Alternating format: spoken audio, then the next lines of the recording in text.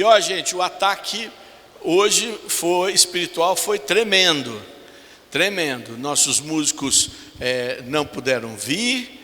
Depois a Márcia, que substitui, viajou. E o músico que viria às 18h30, ele me ligou que estava indo para o hospital. Né? E aí eu tentei conseguir um músico às 18h30 em diante. Claro, não consegui. Só que isso, para mim e para vocês vão descobrir, não faz muita diferença. Porque a primeira coisa que me veio à mente foi: quem é que tocava a harpa para Jesus? Ninguém. Quem é que tocava o violão para Jesus? Não tinha. Mas se tivesse, ninguém. E Jesus estava lá, a multidão o seguia, os enfermos eram curados, os milagres aconteciam e todos se encantavam com a sua palavra.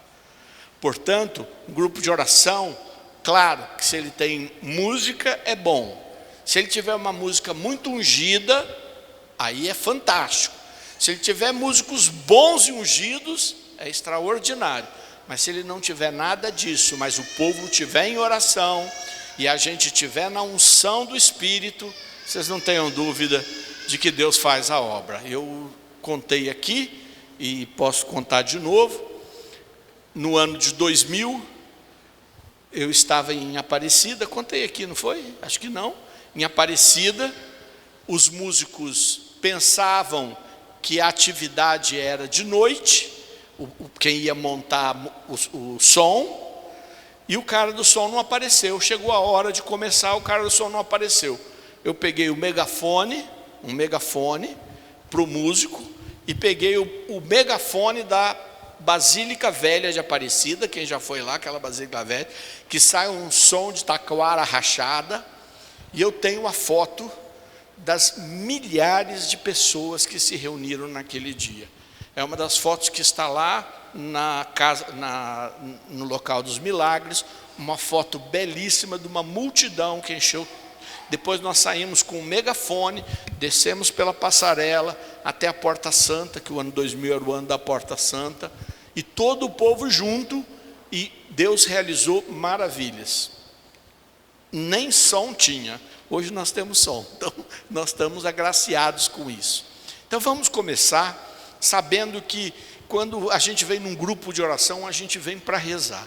Estende a sua mão para o altar. O altar evidentemente é um simbolismo, mas ele é um simbolismo muito forte, porque ele representa a face de Cristo. Na celebração, o padre beija o altar. Jesus é o altar, Jesus é o sacrifício, Jesus é a oferta, e Jesus é o sacerdote. É isso que a Bíblia diz em Hebreus. Jesus é tudo. Ele é o altar, ele é a oferta, e ele é o sacerdote que faz a imolação.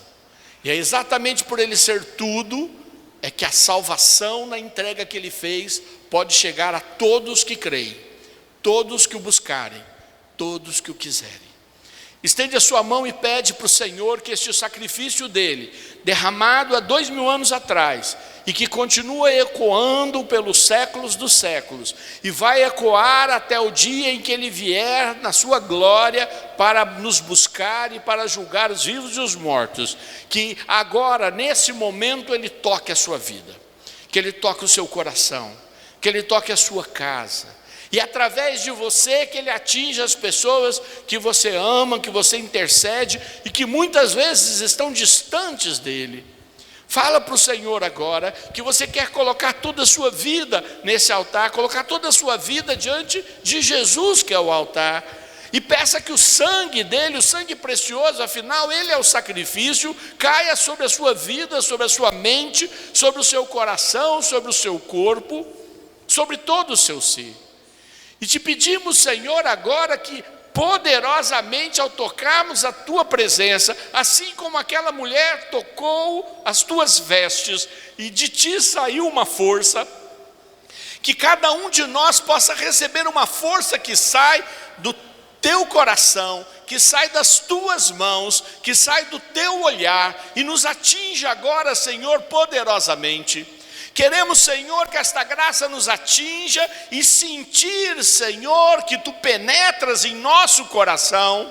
Aqueles que nos acompanham também pelo Facebook e também pelo YouTube, que você possa estar sendo alcançado agora poderosamente pela oração de todos nós.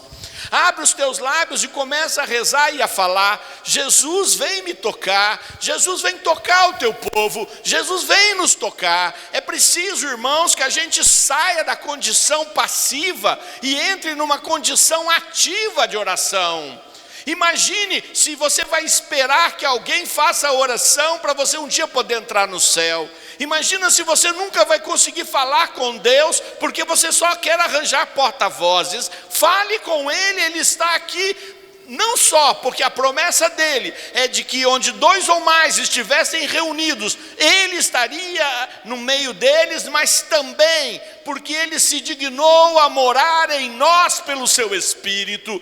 Senhor, nós neste momento abrimos os nossos lábios e pedimos: Senhor, estende vossa mão, Senhor, com poder, que, Senhor, do teu lado cravado pela lança que jorrou sangue e água, jorre agora sobre nós a água purificadora, o sangue restaurador. Toca no Senhor agora, pedimos. Age, Senhor. Queremos pedir agora graças especiais nesta semana que celebramos vossa ressurreição. Senhor, pedimos graças especiais que desamarrem os nós que foram sendo dados no fio da nossa vida. Quantas coisas, Senhor, nós passamos e foi como uma corda solta que vai virando um nó atrás de outro.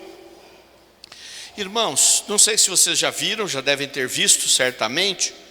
Às vezes a gente tem uma correntinha muito fina, aí você deixa ela amontoada, ninguém deu nó nela, uma hora que você pega, ela se encheu de nó, né? E se você só esticar, aí é que o nó fica pior ainda, e dá um trabalho danado para você tirar, né? Você vai lá, tem às vezes pegar uma lente para poder puxar a continha. Já aconteceu com vocês? Pois é assim às vezes que o diabo faz. Nós não damos autorização, algumas pessoas até dão, mas a maioria de nós não, para ele enfiar a mão e ficar dando nó. Mas ele vai amontoando a nossa vida com as dificuldades que a gente vai passando, com os traumas, com as feridas, com as situações, inclusive hereditárias, e a hora que a gente pega, está cheio de nó. E é nesse momento que a gente precisa pedir para o Senhor: desata os nós. Aliás, muitas pessoas são até devotos de Nossa Senhora Desatadora dos Nós, não é? Que é uma devoção antiga, retornou agora nos últimos 50 anos, mas ela é muito mais antiga, porque sempre teve essa visão de que, sem querer, quer dizer, não por nossa decisão, a vida começa a criar nós. E vocês sabem muito bem que se a gente não desatar o nó, além da nossa corda ficar mais curta, não é? A gente não consegue passar pelo buraco da agulha, porque quando você dá o nó, como é que você faz para pregar um botão? Que é a única coisa que eu sei fazer, né? Você dá o nó para ele não passar dali, para você poder fazer a pregar. Mas se você for costurar, deve ter gente que costura, sabe, o nó não pode passar no buraco, senão você não consegue fazer nada. Precisamos desatar estes nós. Pede para Jesus agora que nós foram sendo dados na nossa vida, que nós não nos importamos naquele momento, que nós não ligamos naquele momento, mas que agora eles estão diante de nós, nos travando, nos bloqueando, fechando a passagem. Pedimos, Senhor, agora desata estes nós, Senhor, porque teu poder é maior. Vai tirando, Jesus. Eu te autorizo. Fala para Jesus que você autoriza, porque assim como este nó não aconteceu sem a tua participação, sem as coisas que aconteceram na sua vida e os nós que tem na minha vida, a minha participação e as coisas que eu fiz na minha vida, se a gente não der autorização, ele não vai enfiar a mão na nossa vida para tirar o nó. Porque o Senhor é extremamente respeitoso e nos deu uma liberdade imensa. Assim como Ele nos deu a liberdade e a gente permitiu que as nossas coisas ficassem emboladas, né? Não ficaram arrumadas. E a maioria de nós tem na sua história momentos da vida em que as coisas não ficavam organizadas na nossa mente, que a gente tomou decisões precipitadas, que nós estivemos envolvidos com pessoas más que se aproveitaram e deixaram estes nós criarem em nossas vidas. Não importa se foi você ou quem foi. Nesse momento, fala para o Senhor, desata esse nó, Senhor. Vai tirando, Jesus, vai libertando, Senhor. Vai quebrando, se são nós, Senhor, que estão trazendo bloqueios na nossa mente, desata para que nós possamos ver as coisas com clareza. Quantas pessoas olham para suas vidas e falam, não tem saída, não tem saída, não tem saída, não conseguem ver nada com clareza porque estão totalmente embotados, com os olhos como aqueles olhos cheios de escamas, precisando de um Ananias, como São Paulo precisou de um Ananias que tirasse as escamas dos seus olhos. E nós temos que lembrar que São Paulo achava que estava fazendo tudo certo. Ele achava que ele estava fazendo a vontade de Deus, perseguindo aquela seita horrorosa, acabando com aquelas pessoas que estavam perdendo as almas. E de repente, era ele que não estava enxergando direito. Quantas vezes nós nos enfiamos por não enxergar direito? Fala para o Senhor, passa a mão nos teus olhos, fala, Senhor, tira agora toda a confusão de vista, tudo que vai me fazendo ver as coisas sempre sem solução, sem saída. Quantas coisas Deus está querendo abrir na sua vida e você só não vê saída, porque você só consegue enxergar uma única coisa, e se ela está fechada, você não percebe que tem uma porta do lado. Senhor, nós te pedimos, abre os nossos olhos, Senhor. Fala para Jesus, fala, Jesus, me ajude, abra meus olhos, tira, Senhor, agora todo esse bloqueio dos meus olhos, Senhor. Vai agindo, Jesus, vai agindo. Levanta a sua mão direita. Uma das coisas que eu tenho visto neste tempo é o diabo fazer com que nós tenhamos medo. E depois da pandemia o medo aumentou mais ainda. Mas não ficou só medo de doença, ficou medo de tudo. Medo da vida, medo de que não perdemos o tempo. E é preciso pedir a Jesus agora que retire o medo, porque o medo, ele imobiliza. Ele imobiliza. Aí muitas vezes a gente não vai para frente, ou quando a gente tem uma derrota, quando a gente tem uma perda, quando a gente tem um prejuízo, às vezes no trabalho, quando as pessoas perdem tudo que tem, acabou o mundo. Por quê? Porque elas estão sem forças, elas estão somente com medo de fazer de novo, de ir adiante, de superar as dificuldades. Às vezes, muitos de nós não percebem que não estão fincados com seus pés na oração e no combate espiritual, e aí ficam com medo, parados.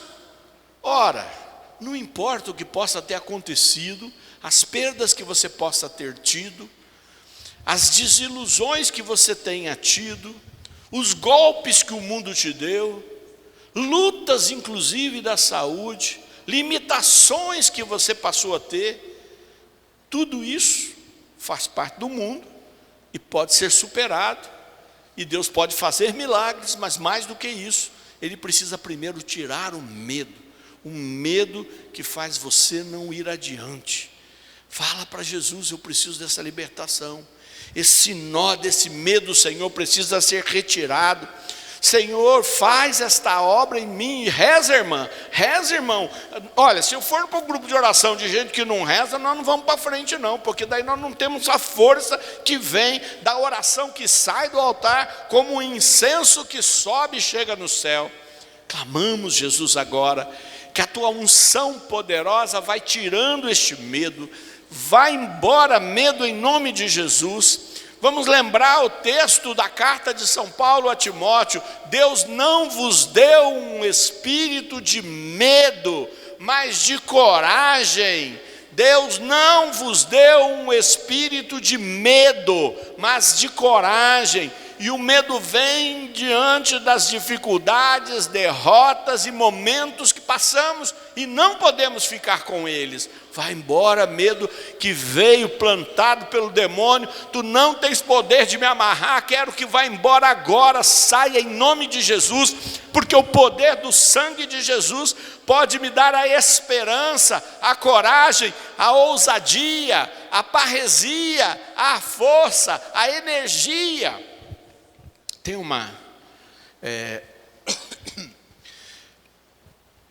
a palavra Espírito Santo, no Novo Testamento, no grego, eles dizem que o Espírito Santo é um dínamo. É engraçado, porque a tradução não fala dínamo, né? E o que é o dínamo? Dínamo, para quem não sabe o que é aquela coisa que faz a bateria recarregar, né?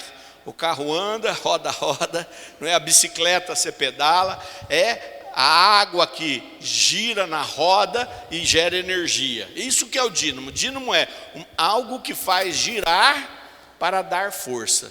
O Espírito Santo é isso, ele é um motor. Então, muitas vezes as pessoas que estão muito abatidas espiritualmente, agora eu estou falando, ficam esperando, quando pedem o Espírito Santo, que ele venha e faça tudo. E não querem que ele seja um motor, porque o motor vai gerar energia para quem fazer? Para você, para mim, para a igreja, que é o povo de Deus. É isto que o Espírito Santo faz. Quem fica imaginando o Espírito Santo só para resolver o problema quer uma feitiçaria. Para feitiçaria, a pessoa vai lá, paga alguma coisa para o feiticeiro, que vai te enganar ou vai lidar com as trevas, e vai querer o serviço pronto. Eu preciso ganhar isso, eu preciso... Que é o que existe no mundo. As pessoas hoje adoram feitiços, pela internet, pelas coisas, e não gostam. É de Deus que nos quer dar o seu Espírito, que é um motor. E o motor, uma vez recebido, ele gera energia em nós, ele gera força para fazer.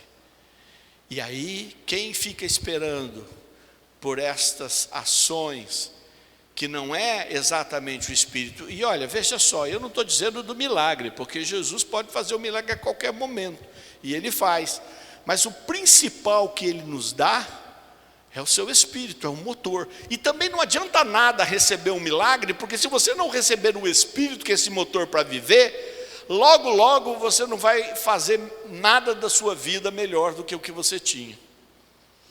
Porque só o milagre não resolve isso. Lembrem-se que Jesus fez um milagre extraordinário, de que com 12 pães e 5 peixes alimentou 10.000 pessoas. Com 5 pães e 2 peixinhos, alimentou depois 5.000 pessoas.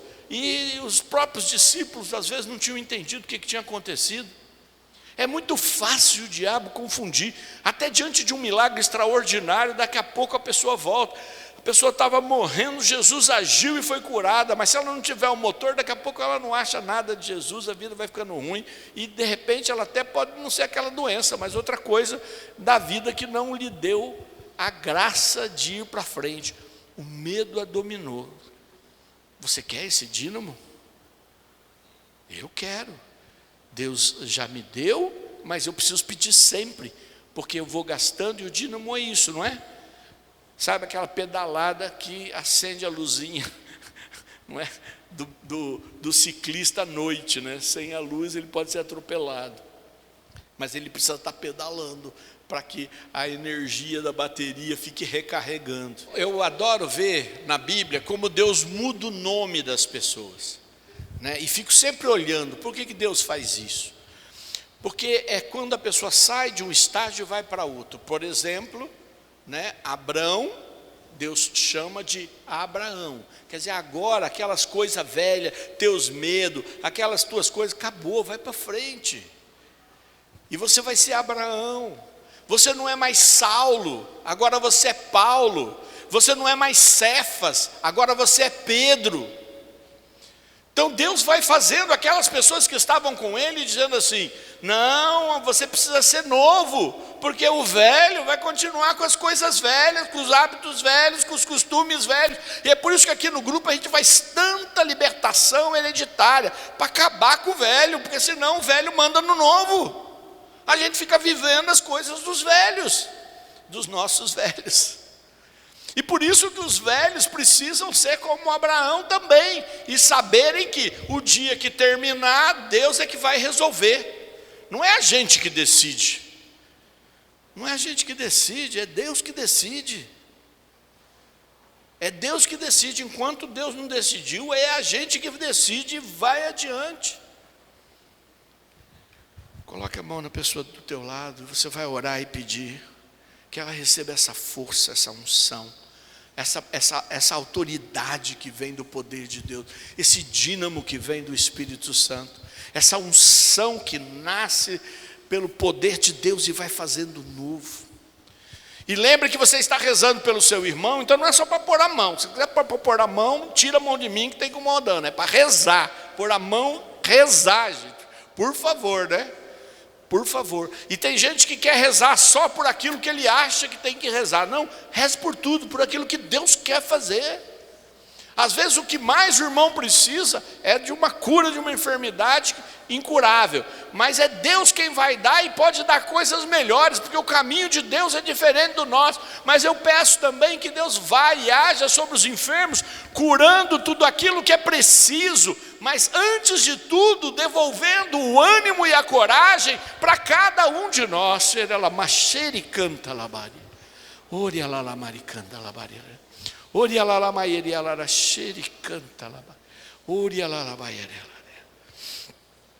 Vamos levantar os nossos braços. O que disse Jesus?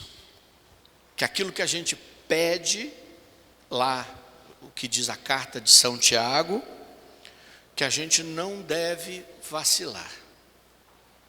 Pessoas vacilantes, diz São Tiago, não sou eu, não esperem receber nada de Deus. Pessoas que ficam... Pergunta para o seu irmão, você é desses boneco, como é que chama esse boneco que fica balançando? João Bobo? É isso? Né? João Bobo?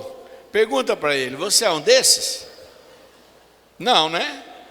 De jeito nenhum. Se é, nós vamos furar já, para murchar esse João Bobo.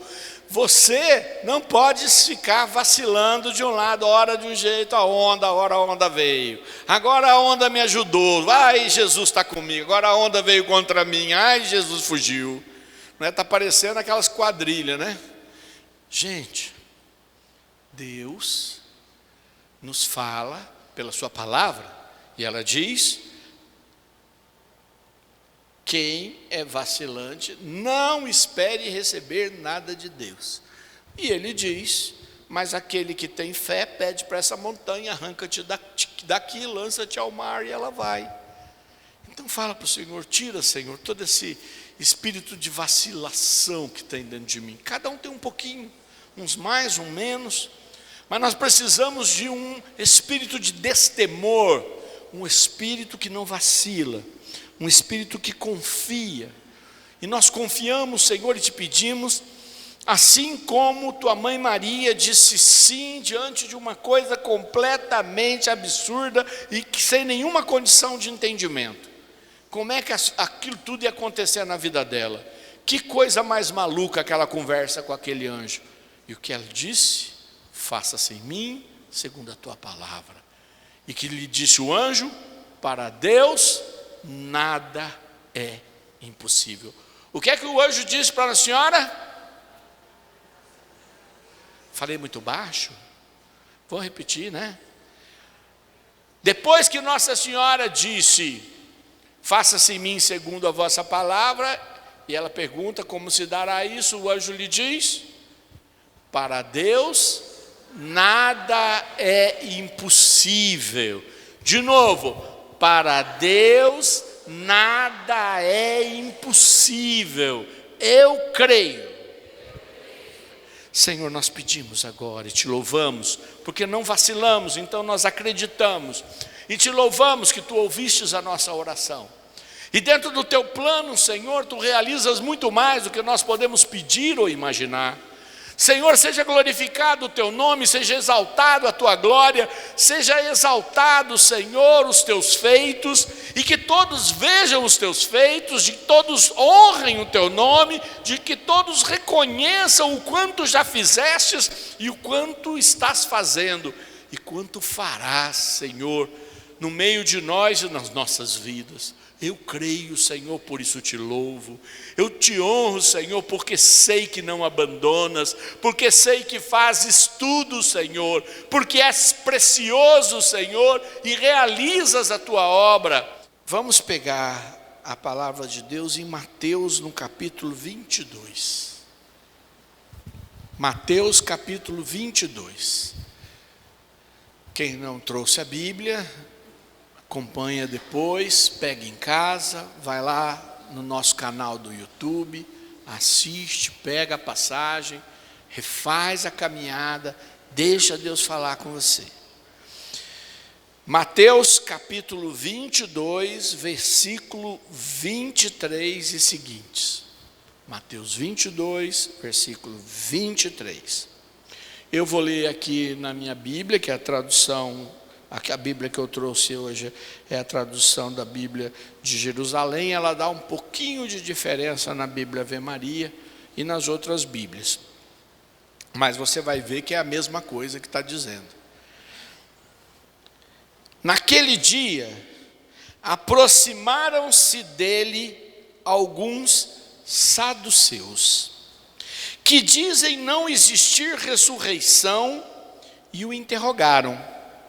Mestre, Moisés disse: se alguém morrer sem ter filhos, seu irmão se casará com a viúva e suscitará descendência para o seu irmão.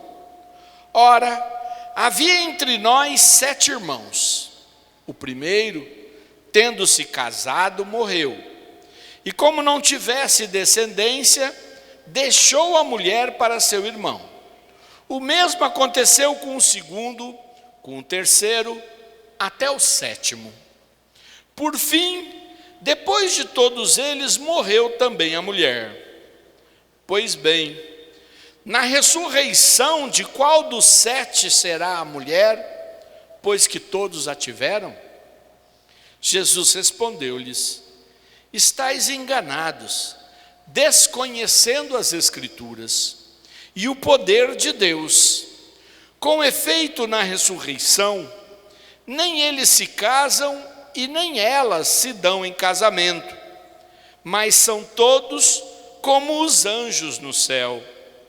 Quanto à ressurreição dos mortos, não lestes o que Deus vos declarou?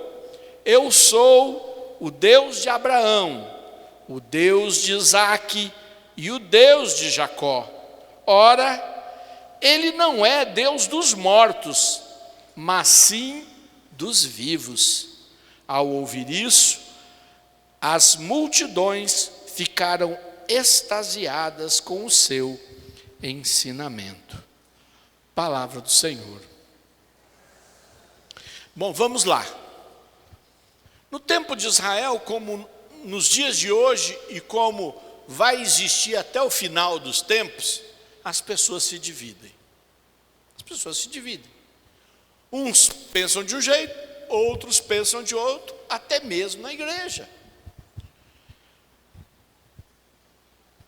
Nós encontramos no Novo Testamento, quando São Paulo escreve, uns dizem, sou de Apolo, outros dizem, sou de Paulo, outros dizem, sou de Pedro. E aí o que diz São Paulo na sua carta?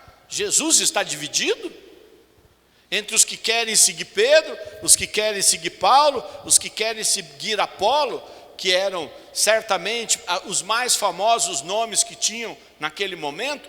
Paulo, porque da conversão dele de perseguidor, de matador de cristão, não é só perseguidor, ele matava mesmo, né? A se transformar em seguidor de Jesus e ir para todos os cantos. ser apedrejado, ser espancado. Ele mesmo diz: quantas vezes fui largado, apedrejado, pensando que eu já estava morto. Imagina o estado que ele estava. E imagino depois dele se levantando e ainda continuando, não é? Quantos de nós talvez tivéssemos essa coragem para fazer isso? E Pedro, não é, certamente famoso porque o próprio Jesus tinha dito que ele deveria confirmar a fé, ver quem é fé de verdade, ver quem estava inventando coisa na fé. E Apolo, que nós nem temos muita coisa, mas que muitas vezes chegavam em algumas regiões, diz as cartas de São Paulo e os Atos dos Apóstolos, e o povo dizia que tinha aceitado Jesus por causa de um tal de Apolo. Nós nem sabemos quem era esse Apolo, nem o que ele fazia.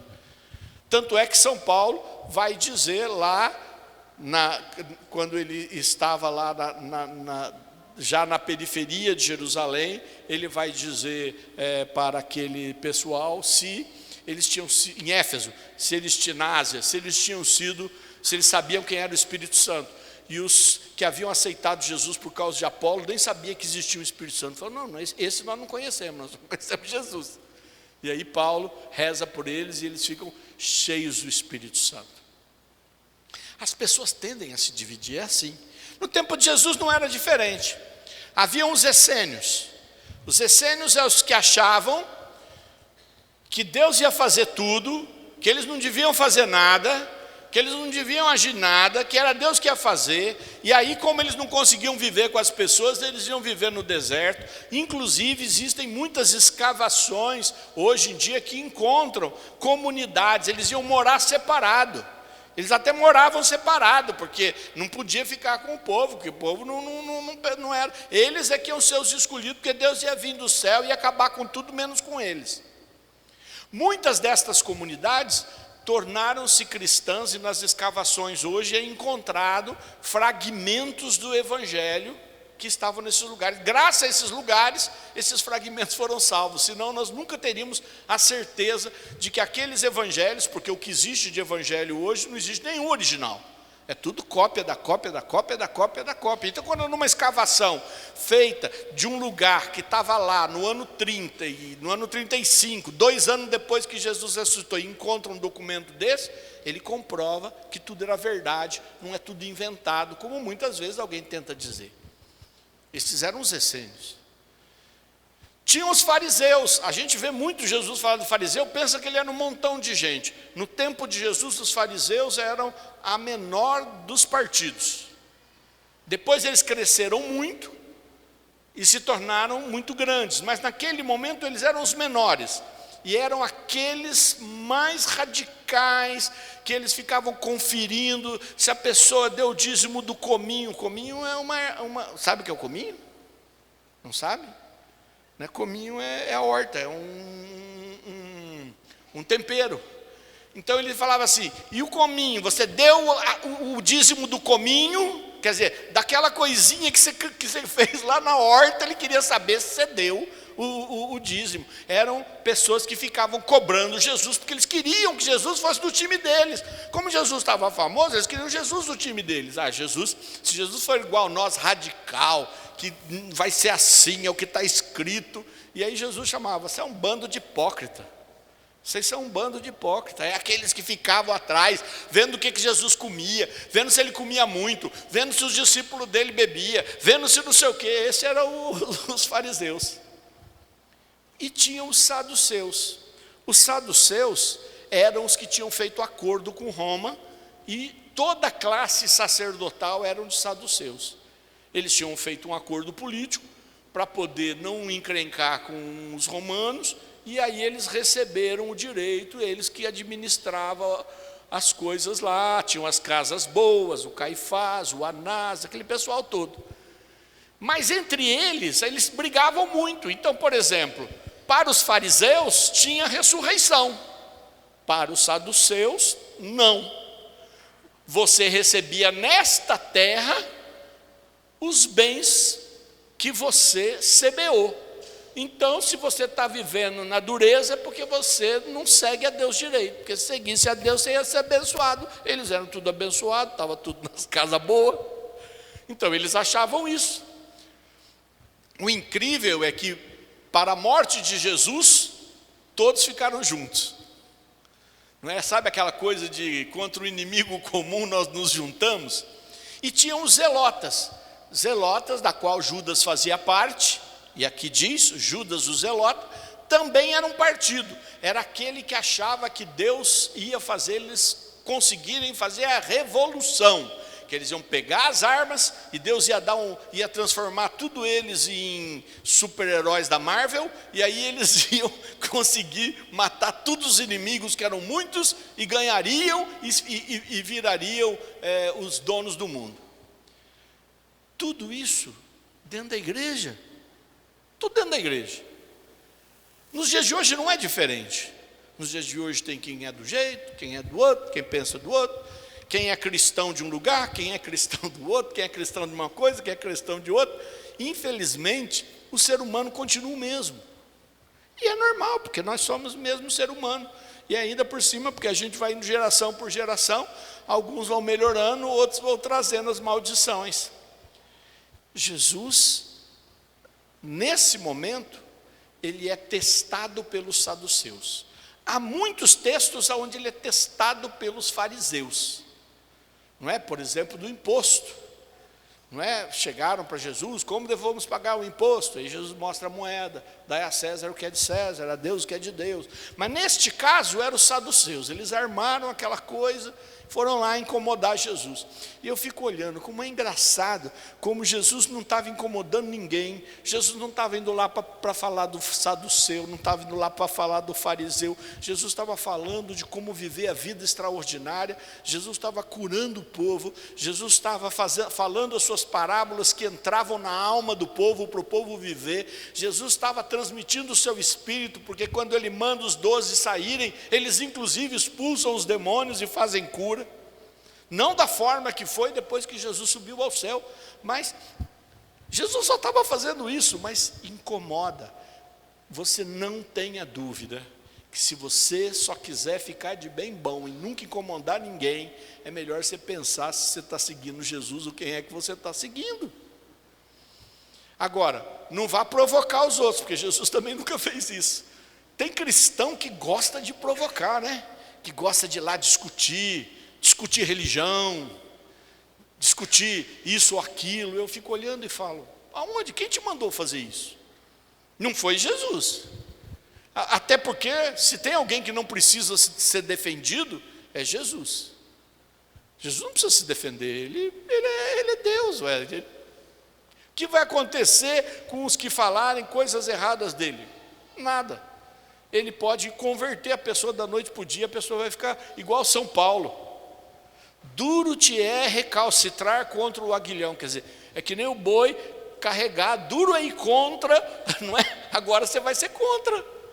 E quem lembra da história de São Paulo, depois daquele dia que Jesus lhe derrubou do cavalo, que ele pergunta quem é, Senhor, e Jesus fala para ele, eu sou Jesus a quem tu persegues, ele tem que sair de Damasco num cesto escondido, pelos inimigos dele, que eram os cristãos, para salvar ele dos outros. Então, na vida a gente vai ter batalha, e muitas vezes a salvação vai vir do lugar menos esperado. Neste caso, os saduceus queriam saber da ressurreição. E por que eu escolhi o texto? Porque a ressurreição é fundamental para a nossa vida. Não adianta nós sermos só pessoas melhores. Eu às vezes falo isso, que muitas vezes, e é claro que a igreja, certamente, a igreja não, mas os padres e muitos pregadores, eles sabem disso, eles sabem o que é mais importante, mas se preocupam com a vida do povo. E às vezes a gente vai na igreja e vira mais assistência social do que falar do que Jesus fez. Às vezes a gente está ouvindo mais ensinamentos morais, e ensinamentos morais eles mudam até de país para país, sabiam? Se você estivesse na África, ia ser de um jeito. Se estiver na Ásia, vai ser de outro. Quer dizer, Jesus muda para cada lugar que ele vai? Não muda. Então o que é mais importante? O mais importante é a obra que ele fez. E a obra que ele fez termina com a ressurreição e a ascensão. E aí, por isso que essa pergunta é importante. Aquele pessoal que não acreditava vai contar uma história toda descabeçada, de uma coitada, que eu não sei nem como é que ela não morreu primeiro, né? Porque teve os 7 maridos, ela que devia acabar morrendo primeiro, não eles, né? Porque ela que sofreu bastante. Mas eles criaram aquela história toda de uma suposta mulher. Por quê? Porque no Antigo Testamento era fundamental para a manutenção da transmissão das verdades bíblicas do judaísmo, que eles se mantivessem fiéis. Então eles precisavam de descendência, eles precisavam ter filhos para povoar mais lugares, para poder dominar mais, para poder enfrentar os inimigos. Era como existia naquele momento. Hoje para nós é tudo estranho, mas para eles é totalmente normal. Aliás, no mundo de hoje ainda é assim, né? Ainda há essas estratégias. A própria China agora está dando não sei quantos mil reais para ter filho, porque agora eles impediram os filhos, mataram um monte, né, com a sua política de que não podia nascer, agora diminuiu muito, eles querem aumentar de novo.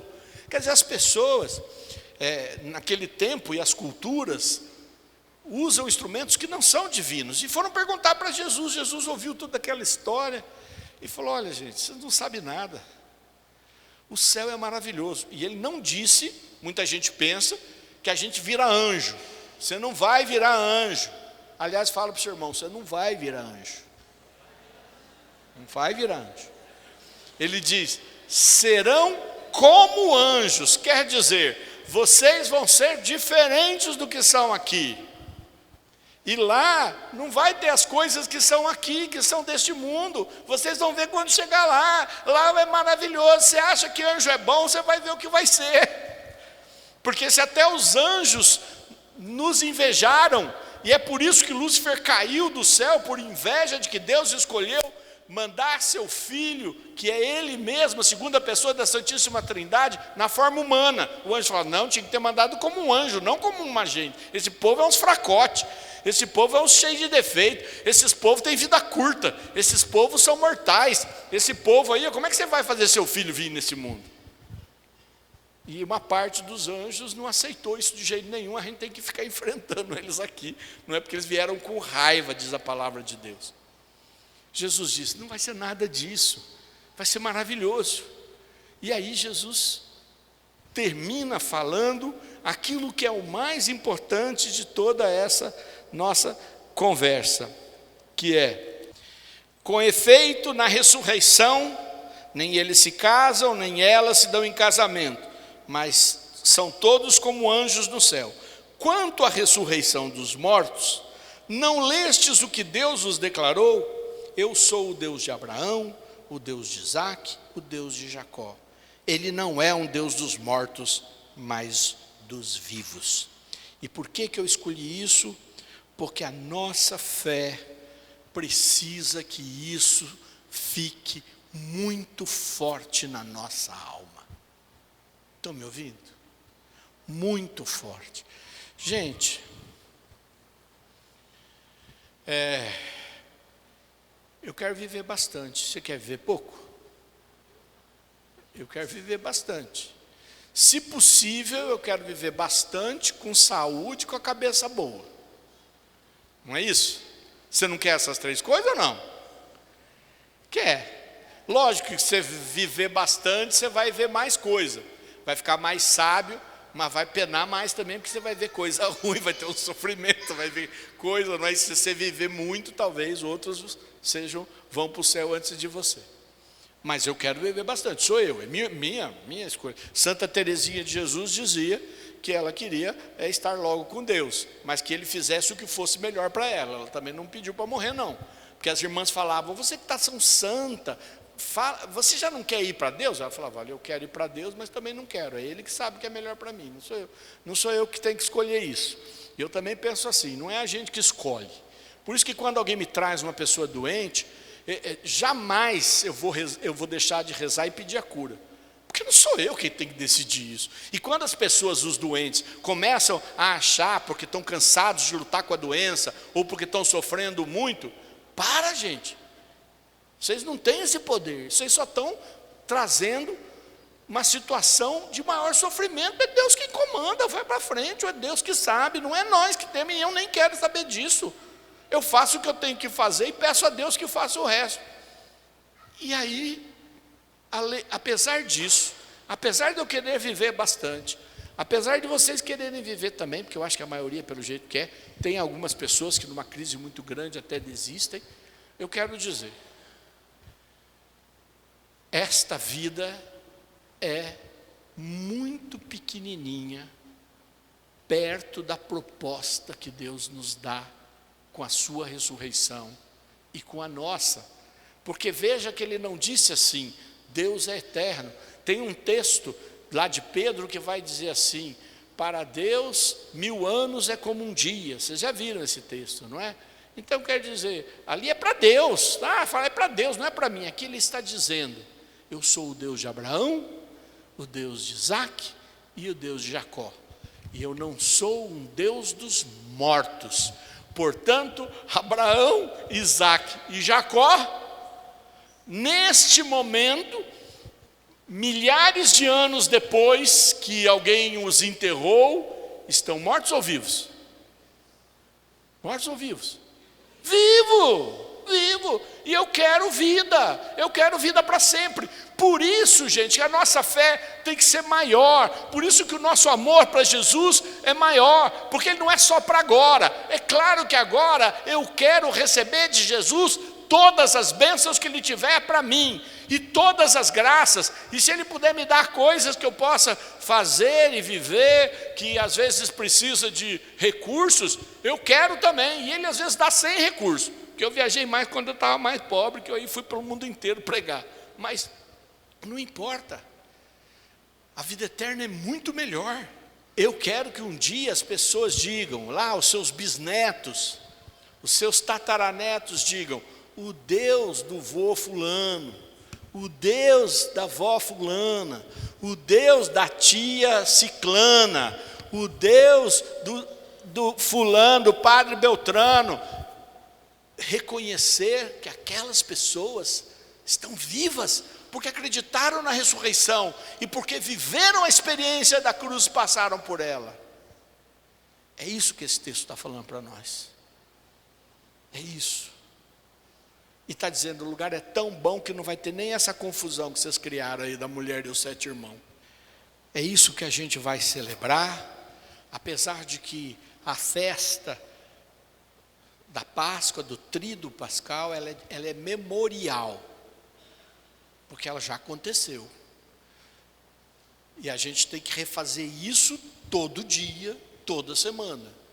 Mas em alguns momentos elas são marcadas para a gente não esquecer. Jesus, eu te peço, dá-nos uma compreensão poderosa da ressurreição. Dá-nos uma compreensão poderosa, Senhor, do teu amor. Dá-nos uma compreensão maravilhosa, Senhor, do teu chamado. E dá-nos, Senhor, o que precisamos neste momento para as nossas vidas. Concede-nos, Senhor.